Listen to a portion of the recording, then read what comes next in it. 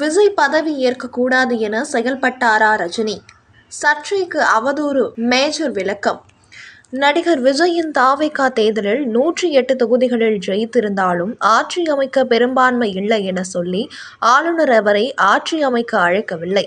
ஆனால் 4 நாட்களுக்கு கூட்டணி பேச்சுவார்த்தை தான் மற்ற கட்சிகளுடன் விஜய் நடத்தி வந்தார். அந்த நேரத்தில் திமுக மற்றும் அதிமுக 2 கட்சிகளும் கூட்டணி சேர பேச்சுவார்த்தை நடத்தப்பட்டதாக செய்தி வெளியாகி மக்களை அதிர்ச்சியாகிருக்கு. சூப்பர் ஸ்டார் ரஜினிகாந்த் நேரில் சென்று முன்னாள் முதல்வர் ஸ்டாலினை சந்தித்து பேசிய பிறகுதான் அப்படி ஒரு செய்தி வந்தது.